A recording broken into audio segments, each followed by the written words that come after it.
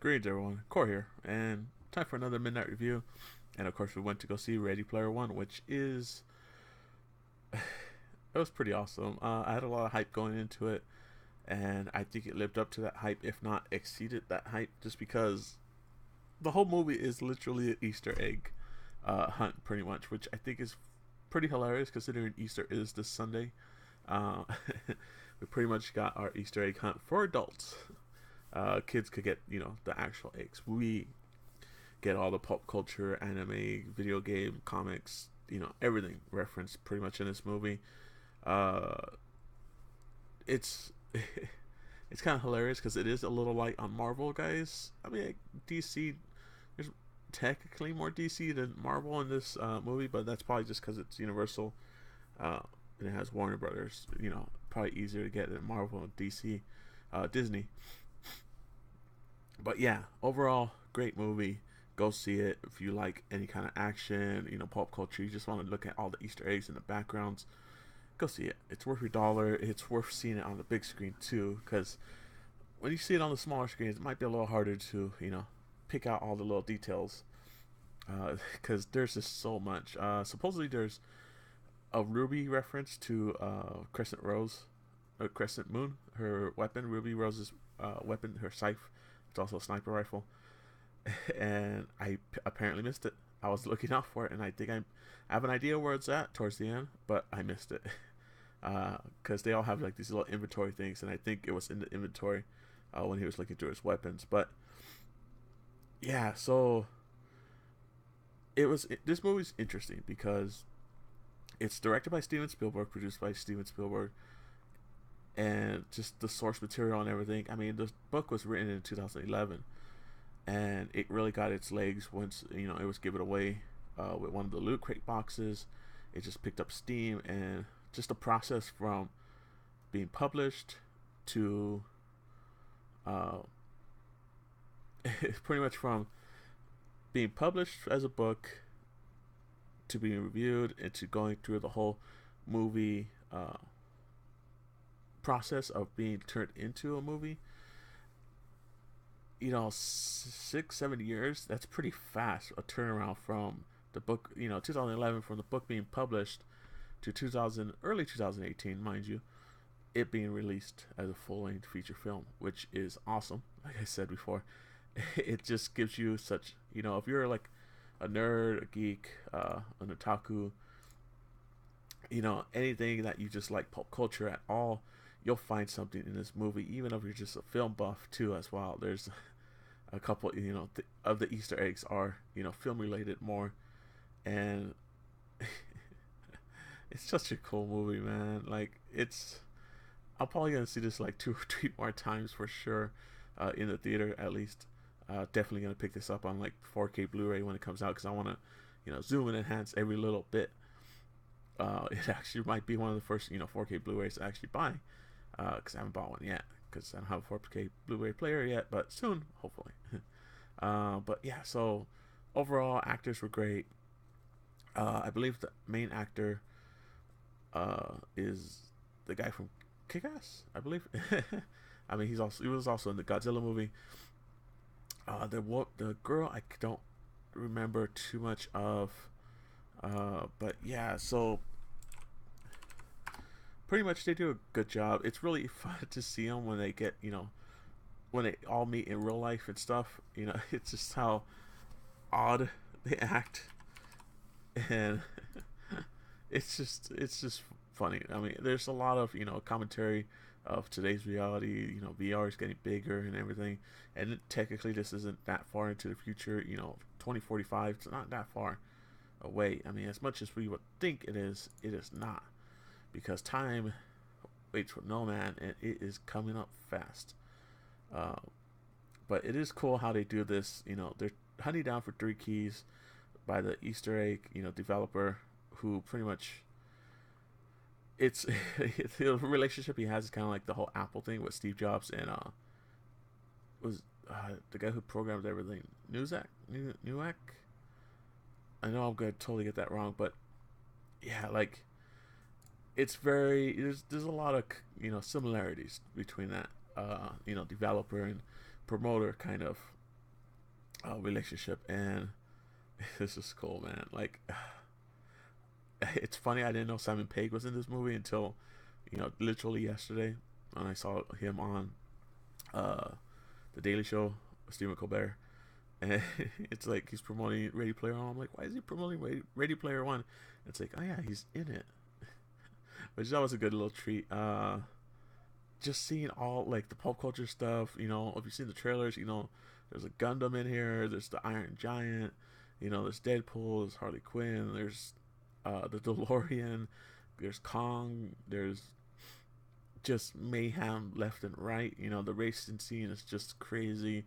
And it's even more intense than the trailers. Made it seem. Granted, the trailers showed a decent bit of it, but it's just crazy.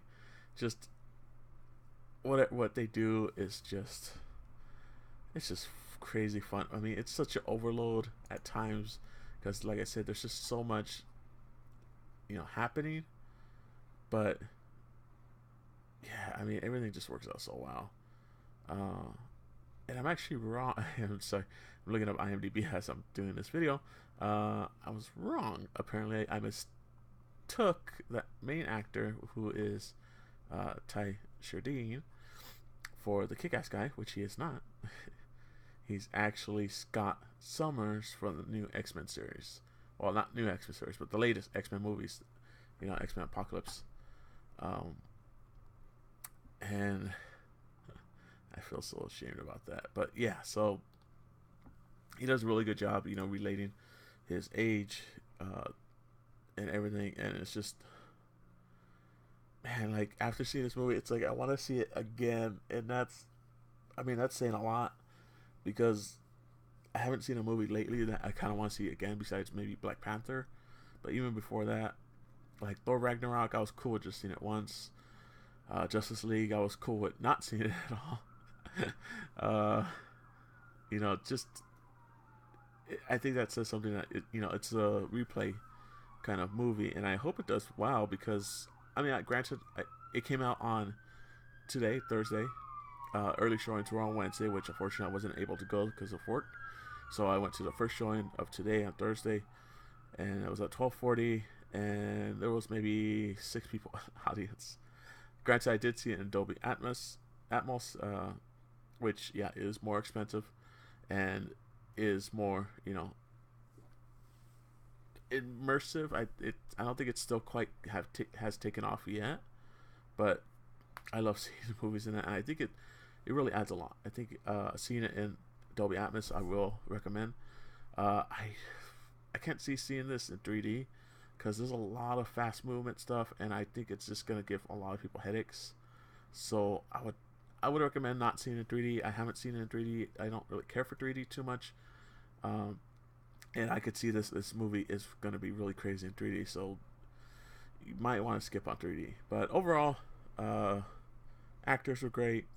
Story wise, they're hunting for this, 3 keys.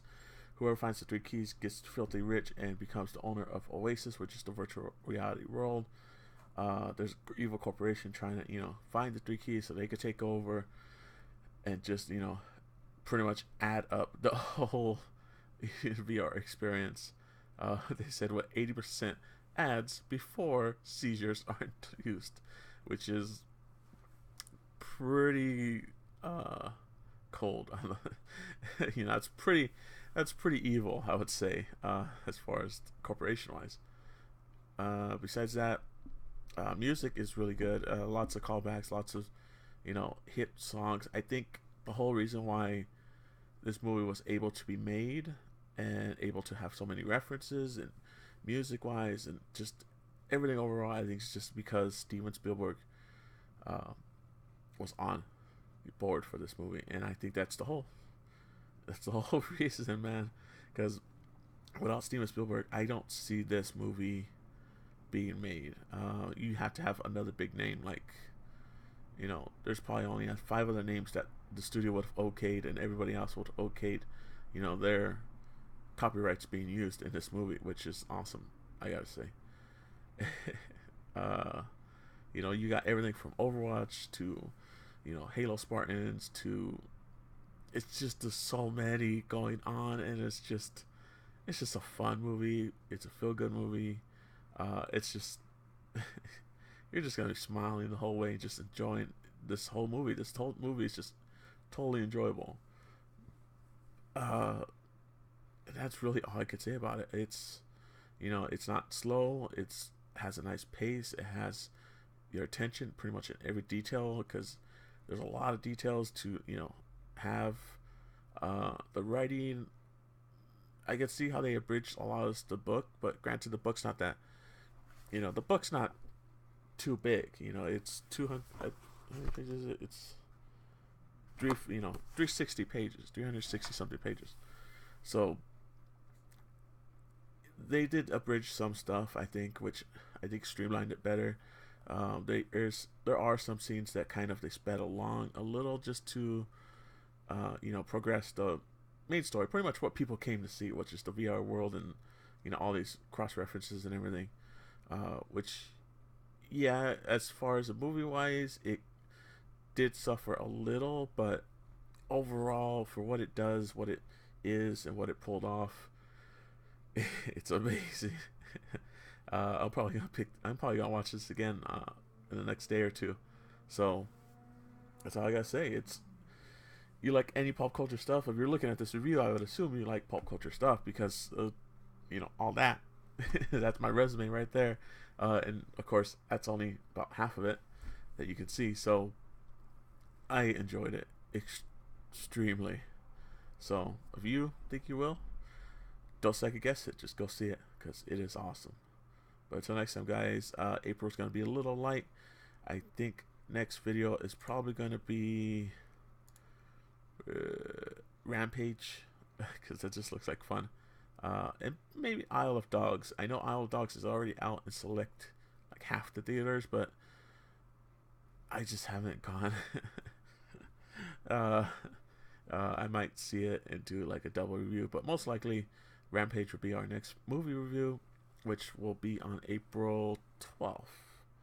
So until next time, guys, later.